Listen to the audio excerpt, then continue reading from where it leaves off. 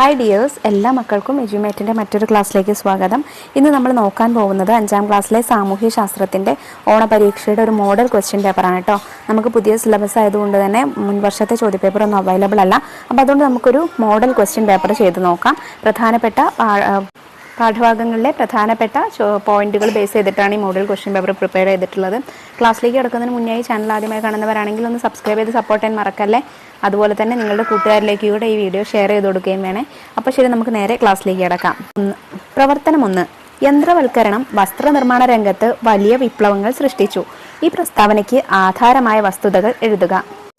ഉത്തരം: ആധുനിക യന്ത്രങ്ങളുടെ ഉപയോഗത്തോടെ വസ്ത്രോൽപാദനം ഗണ്യമായി വർദ്ധിച്ചു.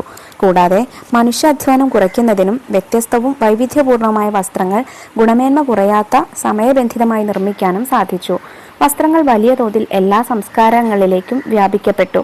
കൂടുതൽ ഫാഷനിലും വ്യത്യസ്തമായ വർണ്ണങ്ങളിലും തുണികൾ നിർമ്മിക്കപ്പെട്ടു. കയറ്റുമതി തുണി ഉൽപാദന മേഖലയെ വലിയ വ്യവസായമാക്കി മാറ്റി. ലോകത്തിന്റെ ഏതു കോണിലും നിർമ്മിക്കപ്പെട്ട വസ്ത്രങ്ങൾ നമ്മുടെ കൈകളിലേക്ക് എത്താൻ തുടങ്ങി. പ്രവർത്തനം 2. മനുഷ്യജീവിതം മുൻപോട്ട് കൊണ്ടുപോകുന്നതിന് വരുമാനം അത്യന്താപേക്ഷിതമാണ്. മേൽ പ്രസ്താവനയുടെ വെളിച്ചത്തിൽ വ്യക്തിഗത വരുമാനം, കുടുംബ വരുമാനം എന്നിവ എന്താണെന്ന് നിർവചിക്കൂ. നമ്മൾ പഠിച്ചതല്ലേ മക്കളെ, വ്യക്തിഗത വരുമാനവും കുടുംബ വരുമാനവും എന്താണ്? ഒരു വ്യക്തിക്ക് തൊഴിലിലൂടെയും ഇതര സ്രോതസ്സുകളിലൂടെയും ഒരു നിശ്ചിത കാലയളവിൽ ലഭിക്കുന്ന വരുമാനമാണ് വ്യക്തിഗത വരുമാനം. ഒരു കുടുംബത്തിലെ എല്ലാ അംഗങ്ങൾക്കും കൂടി ഒരു നിശ്ചിത കാലയളവിൽ ലഭ്യമാകുന്ന വരുമാനമാണ് കുടുംബ വരുമാനം. ഇനി ഇതിലെ തന്നെ രണ്ടാമത്തെ ചോദ്യം നോക്കൂ. ചുവടെ ചേർത്തിട്ടുള്ളവയിൽ കാർഷികേതര തൊഴിൽ കണ്ടെത്തുക. പൂക്കൃഷി, കാടവളർത്തൽ, അധ്യാപനം, തേനീച്ച കൃഷി എന്ന് 4 തന്നിട്ടുണ്ട്. ഇതിൽ കാർഷികേതര തൊഴിൽ ഏതാണ്? അതായത് കൃഷിയുമായി ബന്ധപ്പെടാത്ത തൊഴിൽ ഏതാണ്? ഇതിലെ മറ്റു 3 കാർഷിക തൊഴിലുകളാണ്. പ്രവർത്തനം 3. സ്വയം തൊഴിൽ പ്രോത്സാഹിപ്പിക്കുന്നതിനായി ഒട്ടനവധി സർക്കാർ പദ്ധതികൾ നിലവിലുണ്ട്. ഈ പ്രസ്താവനയ്ക്ക് അനുസൃതമായ 3 പദ്ധതികൾ കണ്ടെത്തി അവയുടെ പ്രത്യേകതകൾ എഴുതൂ. നവജീവൻ പദ്ധതി എംപ്ലോയ്മെന്റ് എക്സ്ചേഞ്ചുകളിൽ രജിസ്റ്റർ ചെയ്തിട്ടുള്ള മുതിർന്ന പൗരന്മാർക്കുള്ള സ്വയം തൊഴിൽ പദ്ധതിയാണിത്. പിന്നെ ശരണ്യ, ഏറ്റവും പിന്നോക്കം നിൽക്കുന്നതും വേർതിരിക്കപ്പെട്ടതുമായ സ്ത്രീകളെ ഉയർത്തുന്നതിനുള്ള പദ്ധതിയാണ്. കൈവലു ഭിന്നശേഷിക്കാർക്കുള്ള സമഗ്ര തൊഴിൽ പദ്ധതിയാണ്. ഇനി ഇതിൽ തന്നെയുള്ള രണ്ടാമത്തെ ചോദ്യം നോക്കൂ. ചുവടെ ചേർത്തിരിക്കുന്ന തൊഴിലുകൾ ബൗദ്ധികമെന്നും കായികമെന്നും 2ആയി തിരിക്കൂ.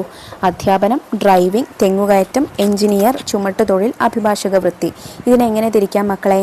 ഇതിലെ ബൗദ്ധിക തൊഴിലുകൾ ഏതൊക്കെയാണ്? അധ്യാപനവും എഞ്ചിനീയറും അഭിഭാഷക വൃത്തിയുമാണ്.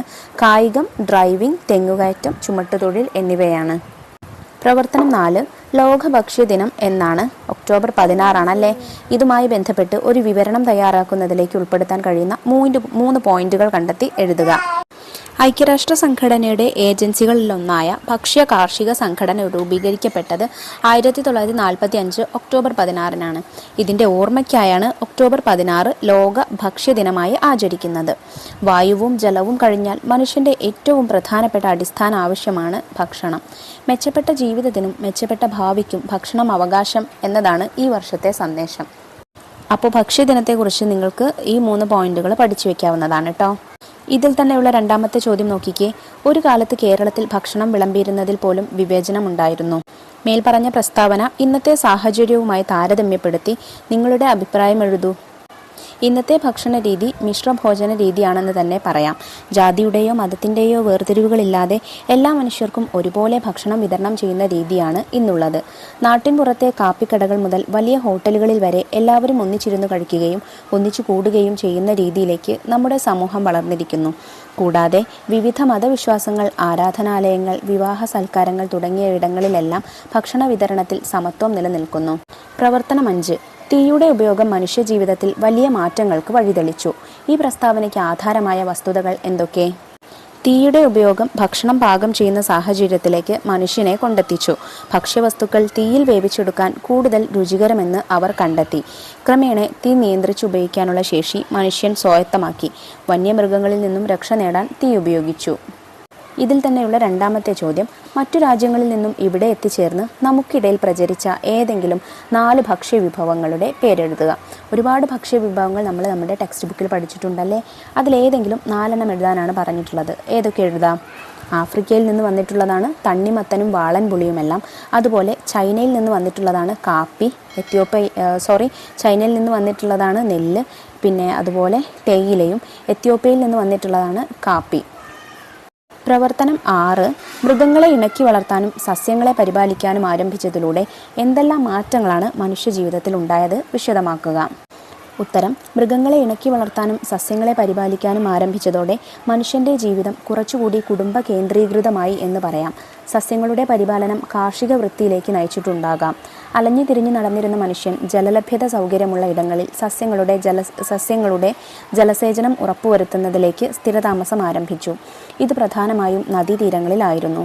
ഭക്ഷണത്തിനു വേണ്ടി അലഞ്ഞു തിരിഞ്ഞു നടന്ന സമയം നഷ്ടപ്പെടുന്ന വിധി അവസാനിക്കുകയും മറ്റു ആവശ്യങ്ങൾക്ക് വേണ്ടി കൂടുതൽ സമയം ചെലവഴിക്കാനും സാധിച്ചു. സസ്യങ്ങളുടെ പരിപാലനം ആദ്യ മനുഷ്യനെ കൂടുതൽ കൃത്യതയുള്ള കാർഷിക ഉപകരണങ്ങൾ രൂപപ്പെടുത്തുന്നതിനും ഉപകരണ നിർമ്മാണത്തിൽ കൂടുതൽ വൈദഗ്ധ്യം ഉണ്ടാക്കുന്നതിനും സഹായിച്ചു. മൃഗങ്ങളെ ഇണക്കി വളർത്താൻ തുടങ്ങിയതോടെ മാംസത്തിനു വേണ്ടി മാത്രം കണ്ടിരുന്ന മൃഗങ്ങൾ എന്നതിലുപരി കുടുംബജീവിതത്തിൻ്റെ കൂടെ ഭാഗമായി ഈ മൃഗങ്ങൾ. പ്രവർത്തനം 7. അപ്പുവും വിക്കിയും ഒരേ നഗരത്തിലാണ് താമസമെങ്കിലും അവർ ആ നഗരത്തെക്കുറിച്ച് വ്യത്യസ്ത അഭിപ്രായം പ്രകടിപ്പിക്കാനുള്ള കാരണം നിങ്ങളുടെ അഭിപ്രായത്തിൽ എന്തായിരിക്കും? ഉത്തരം: അപ്പുവും വിക്കിയും ഒരേ നഗരത്തിലാണ് താമസമെങ്കിലും അവരുടെ ജീവിത സാഹചര്യങ്ങൾ വ്യത്യസ്തമാണ്. തികച്ചും സമ്പന്നമായ സാഹചര്യത്തിൽ കഴിയുന്ന വിക്കിക്ക് ആധുനികമായ എല്ലാ സുഖ സൗകര്യങ്ങളും മാതാപിതാക്കൾ നൽകിയിട്ടുണ്ട്. അതുകൊണ്ട് തന്നെ ആ സൗകര്യങ്ങളെല്ലാം തന്നെ ആസ്വദിച്ചുകൊണ്ടാണ് വിക്കി ജീവിക്കുന്നത്. എന്നാൽ അതേ നഗരത്തിലെ ഒരു ചേരിയിൽ മതിയായ ജീവിത സൗകര്യങ്ങളില്ലാതെ മലിനമാക്കപ്പെട്ട ഒരു പരിസരത്തിലാണ് അപ്പുവിൻ്റെ ജീവിതം. ആ പരിസരം ഒരിക്കലും അവന് മാനസികമായ സന്തോഷം പ്രദാനം ചെയ്യുന്നില്ല.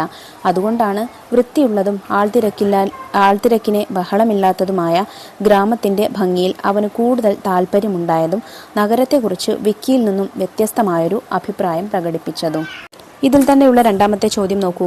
എൻ്റെ നാട്ടിലെ ഉല്ലാസങ്ങൾ എന്ന വിഷയത്തിൽ തയ്യാറാക്കുന്ന സെമിനാർ പേപ്പറിലേക്ക് ഉൾപ്പെടുത്താൻ നിങ്ങൾ നിർദ്ദേശിക്കുന്ന വിഷയമേഖലകൾ എന്തൊക്കെയായിരിക്കാം? ഏതെങ്കിലും 4 എഴുതുക.